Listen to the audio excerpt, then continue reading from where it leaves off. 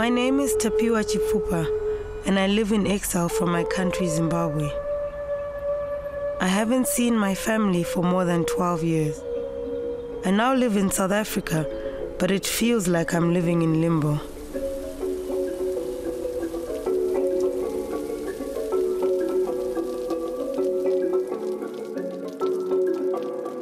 My daughter Michaela knows the warmth of my embrace, but she has never felt the loving touch of my parents. She has never met my brothers and sisters, and I don't know when I will see them again. The clown made too. Isn't that cool? I didn't choose to make this film. It chose me. In 1980, when I was 3, my country was liberated from the white rule of Ian Smith's Rhodesia. She became Zimbabwe, and during the 80s flourished under the government of President Robert Mugabe. But then came 2 decades of political and economic meltdown.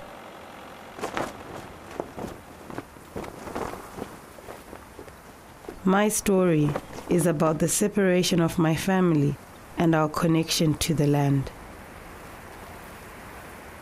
In 1997, my father lost his job as a farm manager, and so my mother had to go to England to find work. For 5 years, my father and I struggled to survive, but then he left to join my mum with my younger siblings. I'll do this quick now. No, but now put there. The hole is big enough. What's going to happen when the potatoes grow? Do you think you'll have a harvest? Yep, a harvest of nice potato. After my daughter Michaela was born, I came to study in South Africa and then tried to visit my family in England. But immigration laws had changed by then, and they refused my visa. I've been refused entry many times since then, and my family can't leave England until their papers are processed. They've been waiting for 12 years.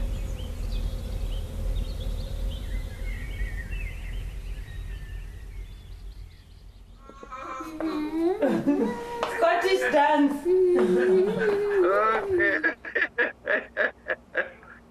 Okay. Daddy? All right.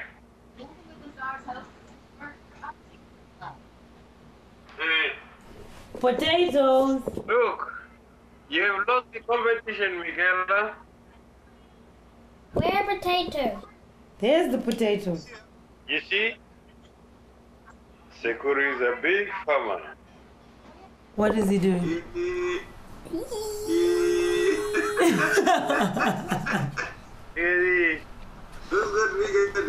Yes, you got teeth, big teeth. Look at mine. Look at mine.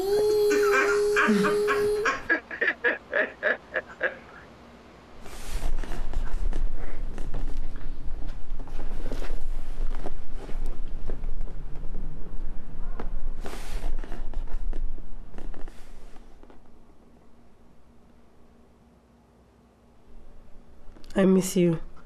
I wish you were here with me, with Michaela. I wish I knew you were just down the road. Mom, you'd make a cup of tea. But you're not here. When I get home, you're not here. I'm alone. You're not here.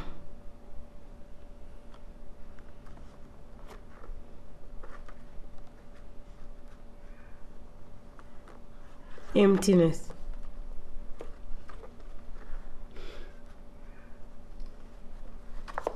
We can't go back to the day you said goodbye. You waved, Dad, and you said, "Bye, Salisbury." And off you went and you disappeared into the airport, and I was never to see you again.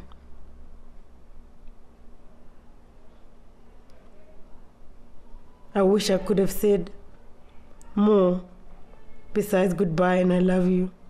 If I had known, I would never see you again.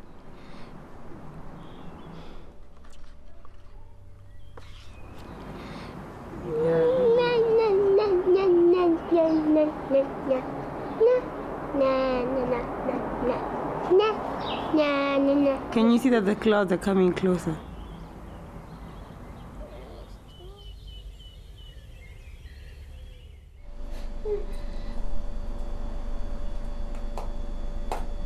Does the cookie help?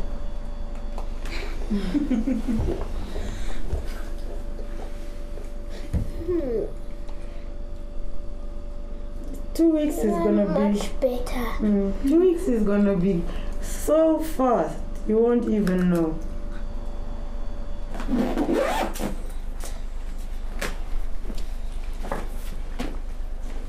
What are you looking? I haven't been back to Zimbabwe since I left in 2006 because it felt like there was nothing there for me anymore. I miss my home and I miss my family. And maybe by going back, I can reconcile who I was with who I am today. And I need to see for myself what is happening to my country. I think you should put this one. This one is a little bit heavy, but you can put it on your back. It is actually easy. Easy. Easy peasy. This bag is heavy. Yeah, but we're going to put it in the car.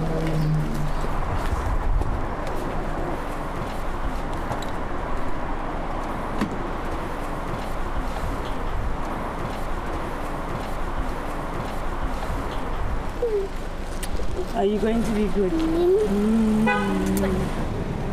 Mommy, it's going to take you in the morning to the evening to get there. Yeah. Fine, okay. Love you.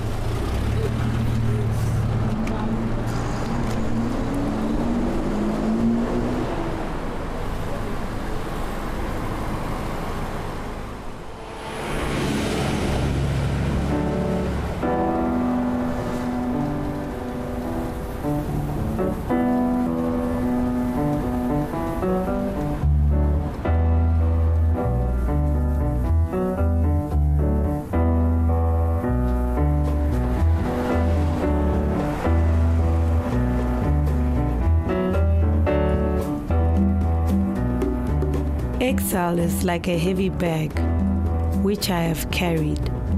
And I've carried it, and carried it, and carried it. And I haven't realized that it has slowly been breaking my back.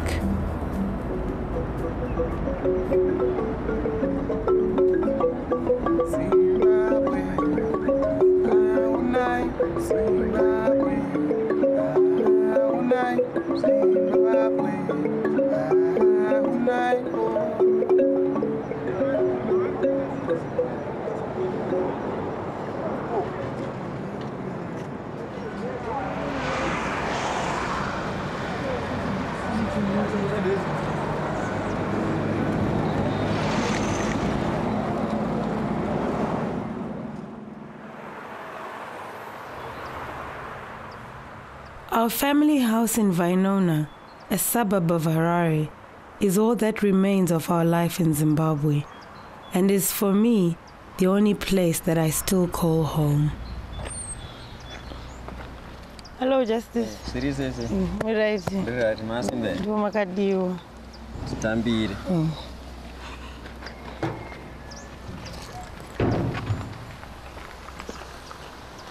Maui. Oh. Seriously.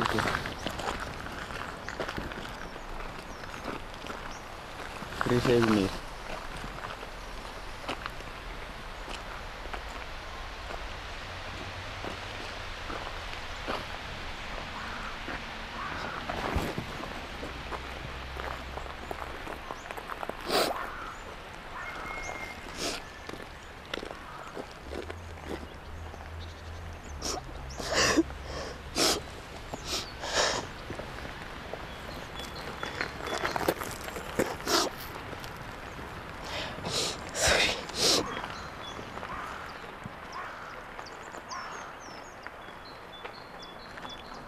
Kwapo pakaita sawa. Pamuti. Pakadona.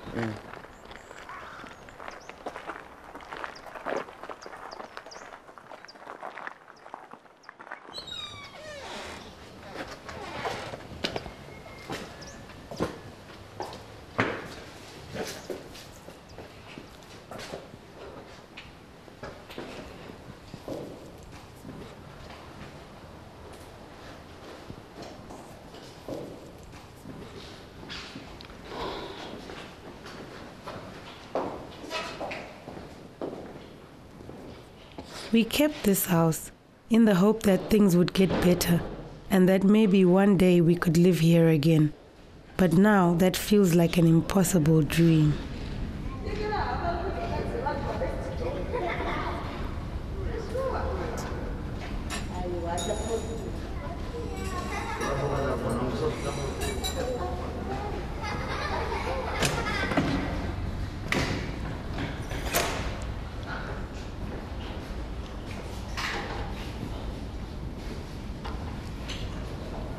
This is my bedroom.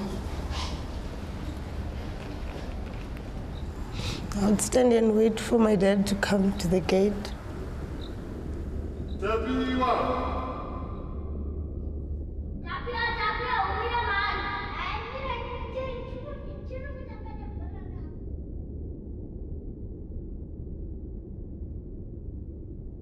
There are times when I wonder what would have happened if my family had remained in Zimbabwe. And maybe in some ways our lives are better now. But being here reminds me how difficult it is to accept that they're overseas and I'm here alone.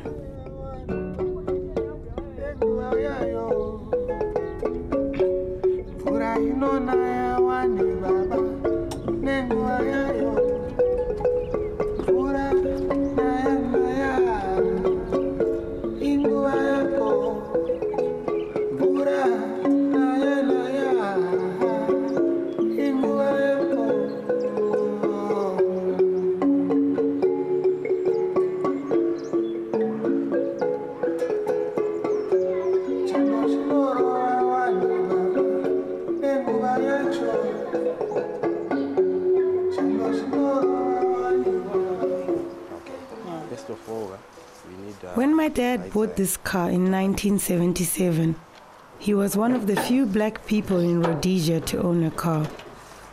My dad loved this Ford Corsair, and when he left, it was the one thing he refused to sell. And now this symbol of his success is as dilapidated as the country, and yet I desperately want to try and fix it. We need another one. And things like the steering wheel. We can go and buy a new one. Go check out those things. Yeah, we need to try to repair it. If we can't repair it, we need to look for one good one.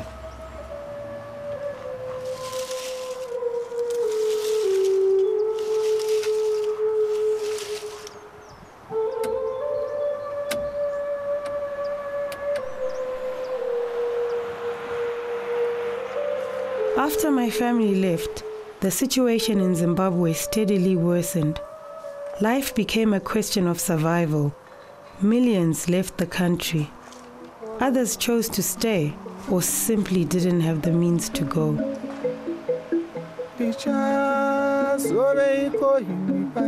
My Auntie Marjorie and Uncle Shepherd decided to stay and braved power cuts, water and food shortages, and hyperinflation that made their salaries and the currency worthless.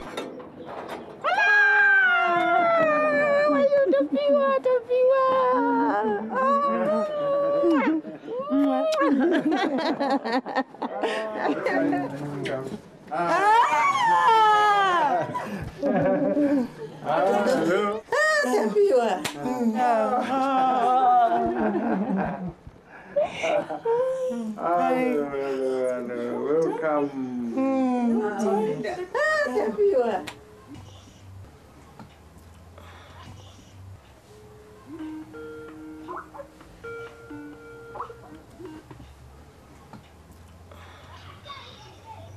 Hello?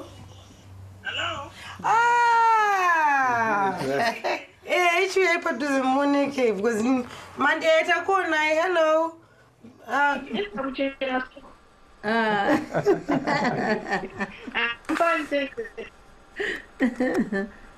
But to be a man say what say the the Afro wig.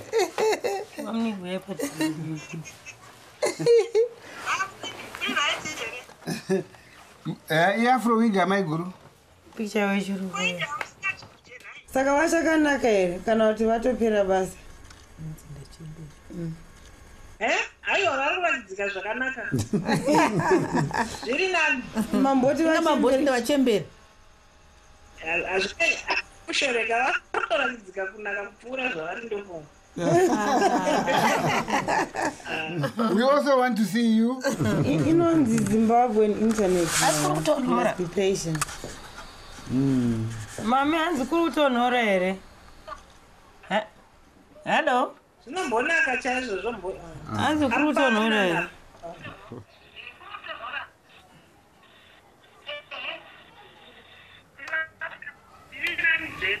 Okay. All right. Chendai kubasa kwenyu. Bye-bye. I'm sure she's gone now. She looked so happy. She was just doing this. She couldn't even talk. She was just smiling. After how many years? You haven't seen your sister for how long now? 98. 98. 14 years. 14 years. Yeah. It's a long time. It's a long time.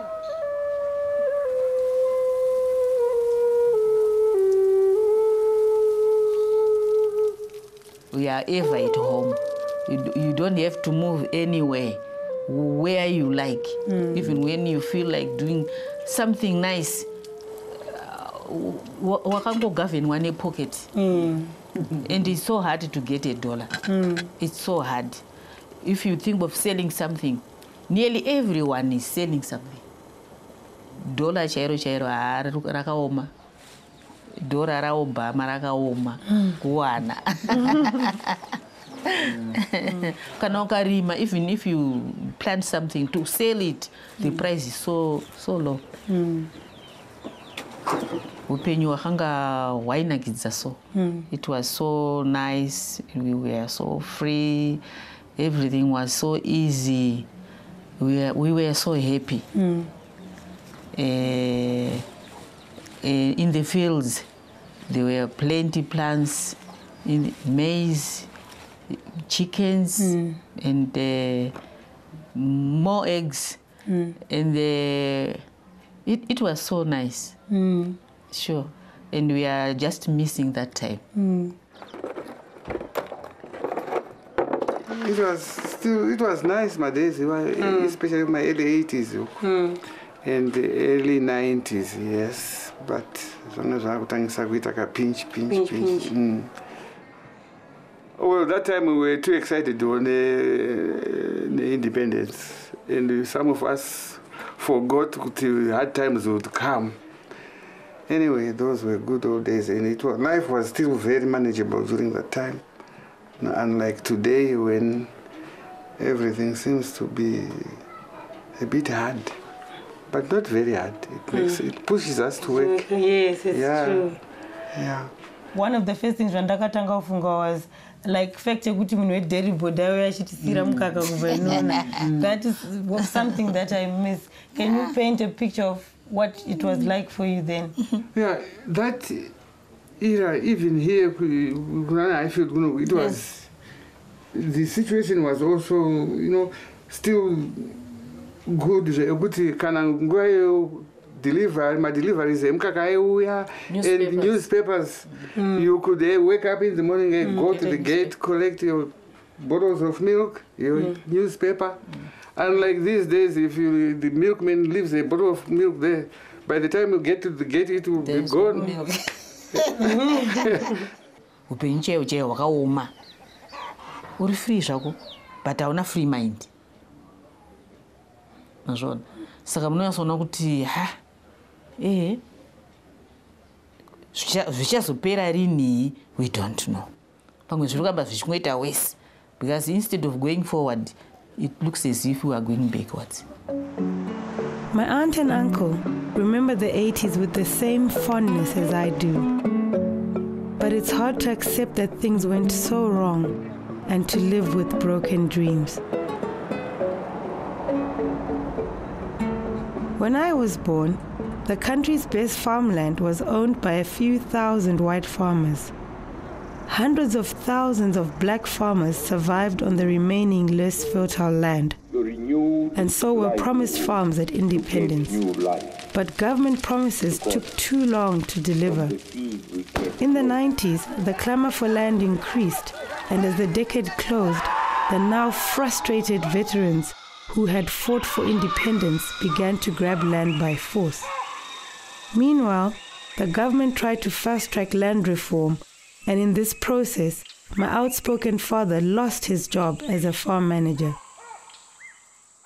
When he came home and he told us that, he looked so crushed, which was weird because I'd never seen my dad like that. And in my whole life, my dad had always been like the guy who goes out to save the cattle and to save, the guy who's always laughing and waving at everybody, the guy who says there's a snake in a house and we chase it, the guy who plays tennis with me. So I'd always seen my dad sort of like as the hero, somebody who could always solve everything. And when I asked him much later on, what he said was that it was just really the issue that the farm was up for reallocation, and obviously everyone wanted to have something. There was an issue of, it was the fight over the pie. You know how it is when something that everybody wants is there. Somebody has to take a fall or to get out of the way, and you are told you must figure out where to go in a month, and then they sort of bring somebody to replace you for that period. So for me, that was weird. I think because my dad loves land, his whole thing is about farming being a calling.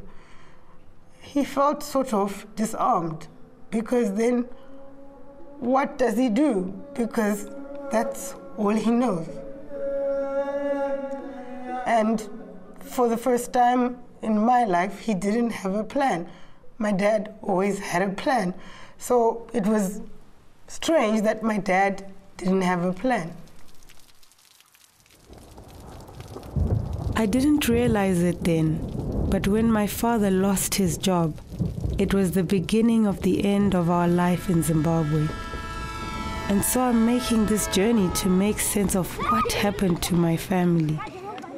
I want to see what has become of the farms where I grew up and to understand how we came to lose our connection to the land.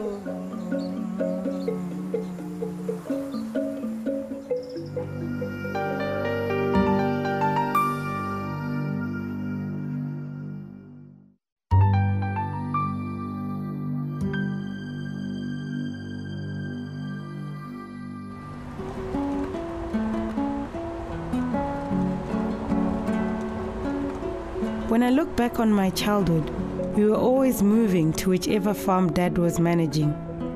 He worked for a company run partly by government and partly by private enterprise. From 1984, he worked on Muzarabani Estate, a huge farm near the Mozambique border.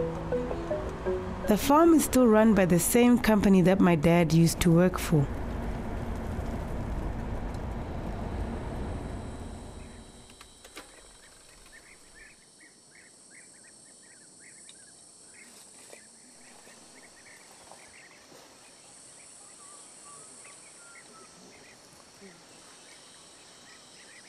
During Dad's time, the farm employed over 1,000 people and was a constant hive of activity. But now, coming back after more than 20 years, the decay I find is shocking, especially knowing that this farm used to make such a large contribution to the country's food harvest.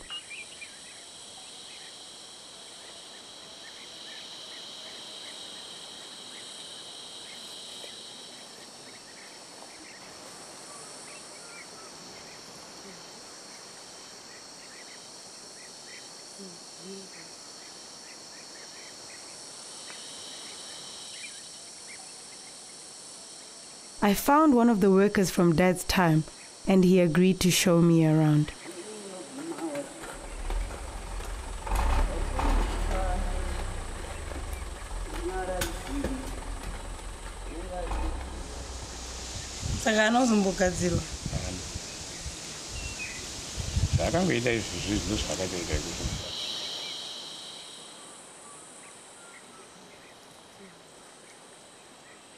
ichida kunyaso kana kuda kubhela kana kubhega inosvika pana yozoenda kumashedi for storage or kana riri donje robva ratovha yakaenda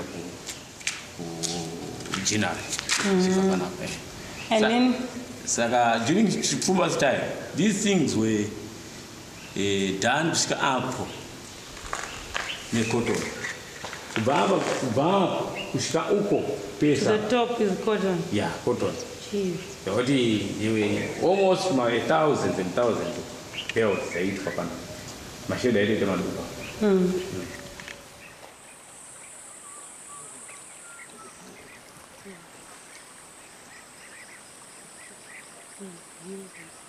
Despite the vast area of fertile land, machinery and water, there is no longer any funding from government or the private sector to make this farm work. About 50 farm workers still have their jobs, but they seem to be demoralized and without proper management. And although Mzarabani appears calm, I was told that war veterans have taken over part of the farm and that they and some of the locals are bringing their cattle to feed on the farm's meager crop.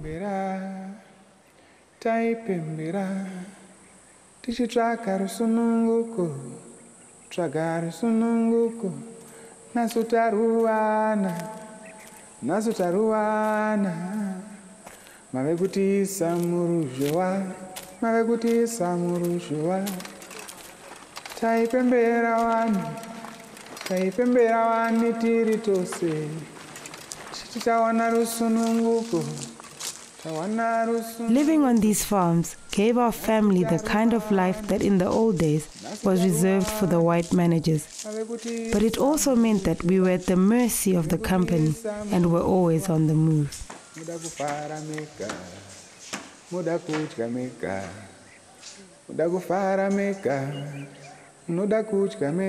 My fondest childhood memories were here, before the chaos and conflict that would come in my teenage years. I felt free and uninhibited. Zimbabwe felt free too.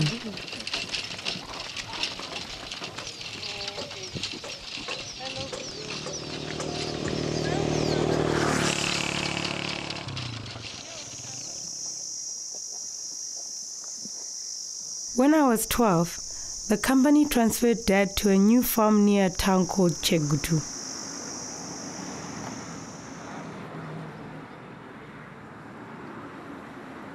The Chegutu I knew in '89 was a thriving town surrounded by farms and mines.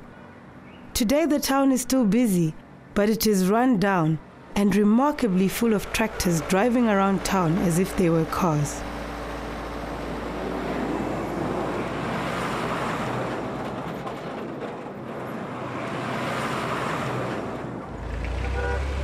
Many of the white farmers who were here when I was a child sold up and left years ago. Others held on, but much has changed and nothing looks the same. It just doesn't make sense, Daddy. Like, my landmarks as a child were my farms, so I can't identify anything because it's all like broken up.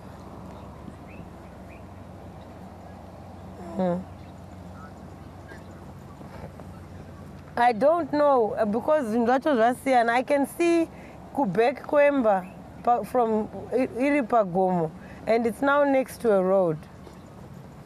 This is where it would flatten out. This is all used to be lawn. You can see that's still some of the flowers that remain. And I buried my dog somewhere there.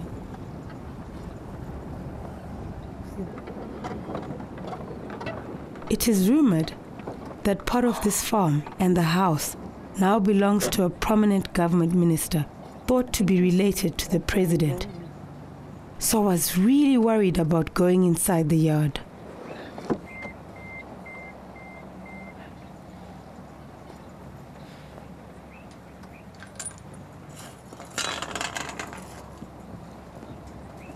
This farm was owned by a white farmer who sold it to the company my dad worked for in 1989. For a few years, the farm flourished under Dad's management, but the farmhouse was a sought-after property and this led to the farm being taken by government and reallocated. Kuzasi kwakune danga remombe down the hill. Kusadol. Some uchidzika down papa nekomboni. Side kwakune komboni. It's swimming pool.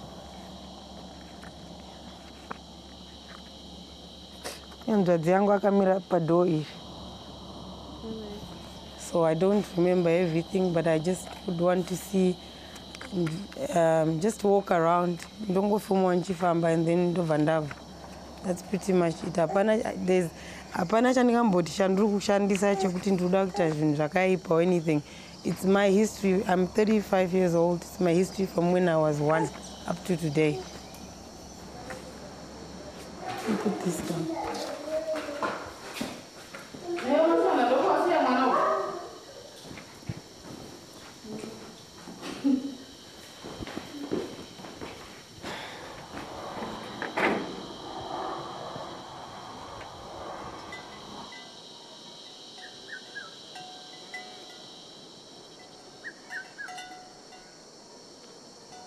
I hear cowbells, but when I was little, I used to hear tractors, combine harvesters,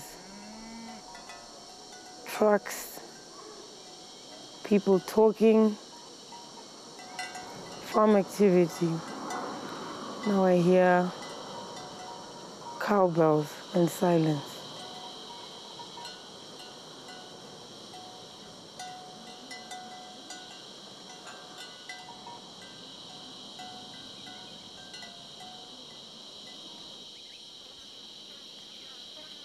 I feel sad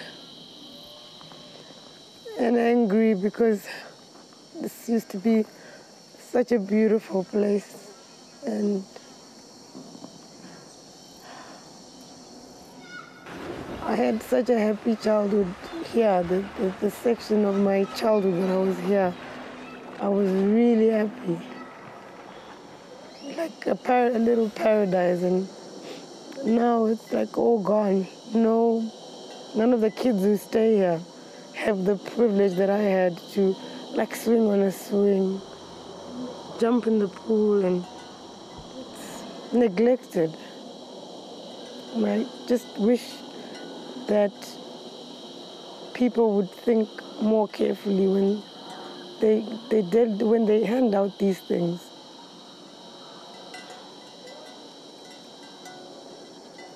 And I know that the farmer who owned this place before us really wished that it would be looked after. And I don't know if he's seen this, but yeah. It's sad. It's a reflection of Zimbabwe. Something very beautiful that is not looked after. Like an abandoned child.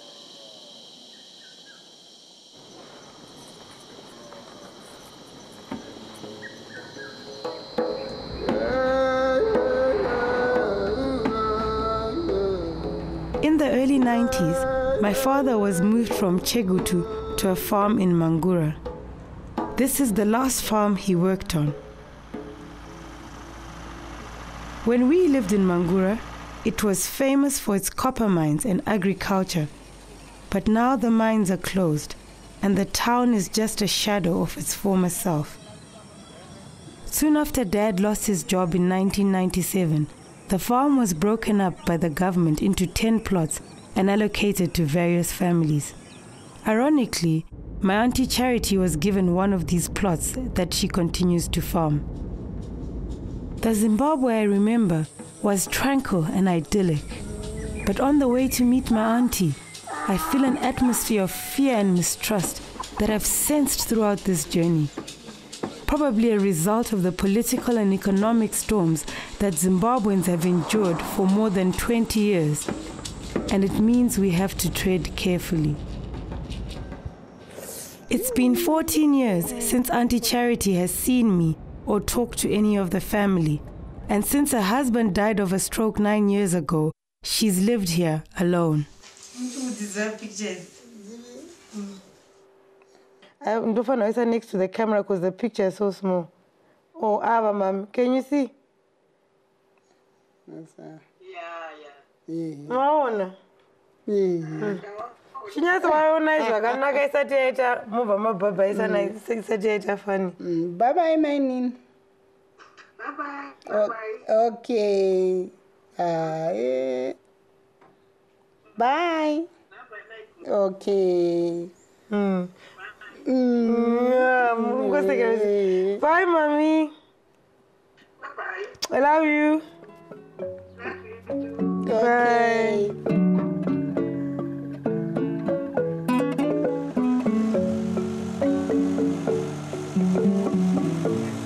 We are only waiting for the rains. Our dam is dry and electricity systems are not reliable. We can't water the plants. We are only waiting for the rains. Yeah, sometimes you have challenges of thieves coming in, breaking into the farm and, ripping off the crop before you. And also you may farm, but for it to be enough for the country, it won't be, because a lot of farmers are failing. Do you have any ideas why you think they're failing? Because if they've been given land, is it to do with the challenges you mentioned with the continuous recycling of a loan? Yeah, and implements, that's the main inputs. And sometimes it's also ignorant because the farms were not given to people with the know-how. Because sometimes it's because they misuse the funds. They use the money for other things and thinking that maybe they will cover up, but it doesn't work that way. It won't work that way. Because people cannot separate farming business and other affairs. Maybe if the people are trained, they are given the know-how to do the farming which they are already in, so that they may maybe use the resources. Yeah. Because right now, this crop is desperately waiting for rains. But we haven't received enough rain to make them grow well. Okay. Yes. I think you're doing really well in light of all the challenges. Yeah, you may say so. It's nice to see land that's actually being used for what it's supposed to be used. Yeah, thank you very much. But we are going up a steep mountain. Yeah. You'll get to the other side. Yeah, hopefully. Yeah, you must just believe. Yeah, thank you very much. Auntie Charity is one of many thousands of new farmers. But too many lack farming or business knowledge, and the process of land redistribution has been fraught with violence, nepotism, and corruption. My dad's vision and one of his problems with the land reform process was that it should be done in a way that would be sustainable. Instead, the new farmers have no government subsidies and are struggling to feed themselves and pay their debts. And so thousands are turning to cash crops such as tobacco to make quicker money. And though they find a measure of success, the result is that a country once the breadbasket of Africa is now importing most of its food. The farmhouse that we lived on when Dad managed this farm is on the plot next to my aunt's. It was reallocated to a new farmer, and I went there to see how the new owners were doing. From what I remember. How old were you? I was 19. 19 years old. And that was 1996. Yeah. I'm very old now. This is the tennis court. Why are you? Why you guys use it to run? Yeah. This is the beginning of the tennis court. Yes. Edge. That's one of the poles for the tennis court. Saka tennis court. Come and see. And then this is the wall. One of these things should be the wall. That's the wall. Yeah, tennis court there. And then we had a hoop on top. Okay. What pictures are This is this section from the gate. My rooms are showing.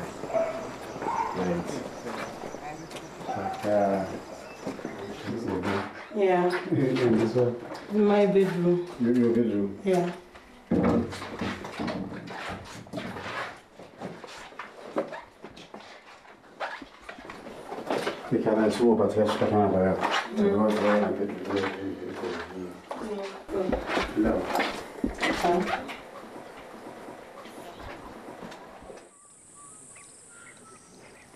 Why would you want something if you're not going to look after it? What do you want it for? Because you're black and somebody else is different, why do you want it then?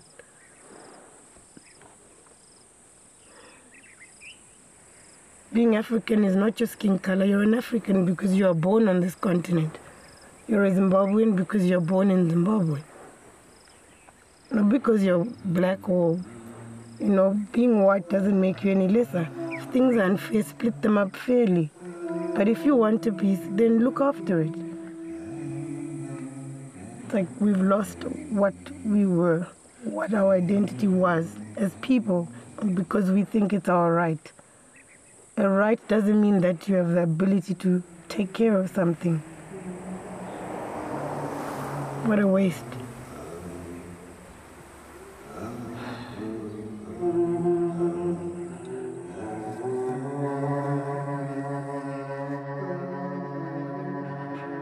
Everything I'd seen so far left me with an overwhelming need to fix Dad's car.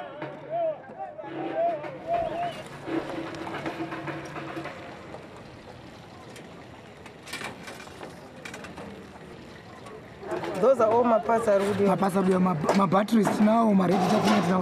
But already, motkari yo muno hatinai motikari. Saka aiwanzowanika ndomotika dzekuti tikaenda dzanga dzine vanhu vakudhara vakuru ava saka dzinowanika apo nepapo kupinda kwazoita muno magazarendi tinobva tayachibva tangobreaka saka maybe tosati tane mainjini acho asi mapasi acho zvawo hachiwanzokuwanika bodzamuta dzekuti right muda kuimwe motikari iri family of this motikari idzi yatiinayo right tinoina mota iri panapa uyai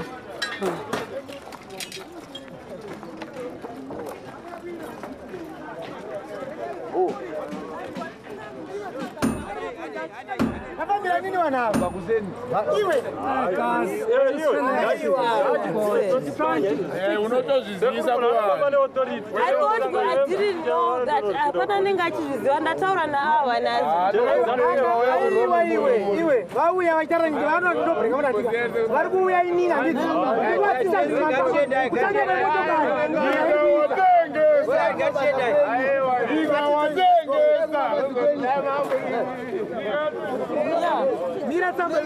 Besides the lack of parts, the scrapyard is full of the same jealousy, fear, and suspicion that seems to permeate the country.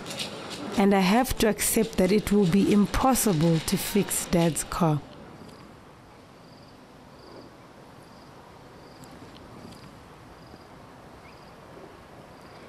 It makes you want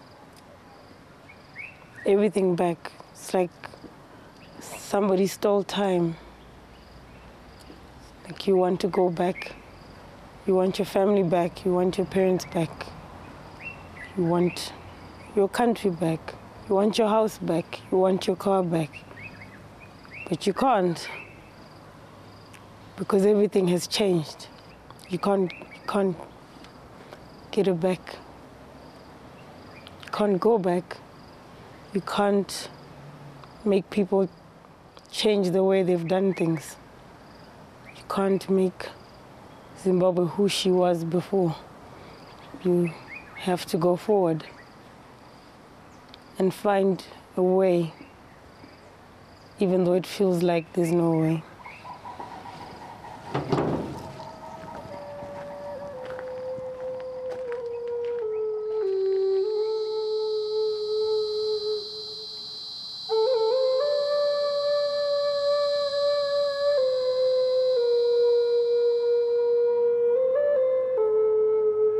I have become a woman and a mother, but Zimbabwe has failed to mature with me.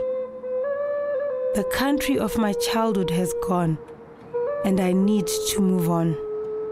And yet it's still not clear what will happen to me, my daughter, and my family. And if the powerful in Zimbabwe continue to fight for power and to be driven by greed, I worry that my troubled country will implode even further.